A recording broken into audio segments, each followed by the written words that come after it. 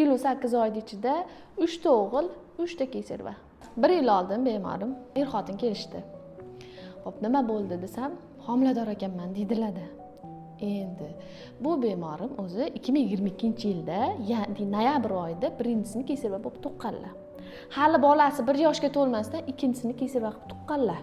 O'zi shundoq ham oson bo'lmagan ikkinchisida yo'q. O'zi mumkin emas. O'zi birinchidan keyin ham 3 yil dam olish kerak. Ikkita kesarvadan keyin yana 5 oydan keyin o'tiribdilar-da, homiladorman deb.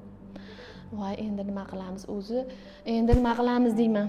Kelgan xo'jayinlar, siz borsiz, siz qarab berasiz deydilar. O'zi to'g'ri, men abortga juda ham qarshiman, lekin saqlanish kerak edi. Endi bolani olib tashlasangiz xavf bo'lishi mumkin. Masalan, kesarvadan keyin bolani olib tashlash, abort qilish ham oson emas. Mayli, endi qaraymiz, ko'ramiz, xo'jayinlarga aytdim. Xotiningiz agar butun homiladorlik davomida poddержка qilib yordam beradigan bo'lsangiz, qo'limdan kelgancha yordam beraman, faqat Allohdan dedim.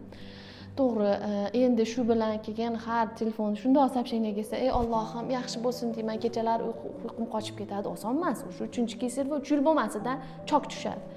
Keyin Allohga shukr, tug'ib oldilar, kesarva qilib oldilar. Endi kutyapman homiladorlikdan saqlanish uchun keladilarmi, yo'qmi, kontratsepsiya usulini tanlash uchun. 2 yil 8 oyning ichida 3 ta o'g'il, 3 ta kesarva.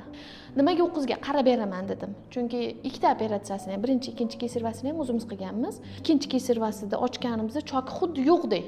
Masalan, matka oldin kesilmagandek turganligi uchun uchinchisida mayli xotirjam bo'ldim. O'zingiz organizmingiz ko'tarib bersa, bolalaringiz qiynalmasa, tug'ishingiz mumkin. Chokingizda muammo yo'q dedim. Shuning uchun qarab berdim ularga. Hurmatli ayollar, agarda siz ham kesir kesish amaliyotini o'tkazgan bo'lsangiz, albatta kesir kesish oralig'i intervalda saqlashingiz kerak. Iloji boricha 3 yil oraliq bo'lishi kerak. Agarda to'g'ri, men abortga qarshiman, shuning uchun homiladorlik bo'lgungacha saqlanish yo'lini topishimiz kerak.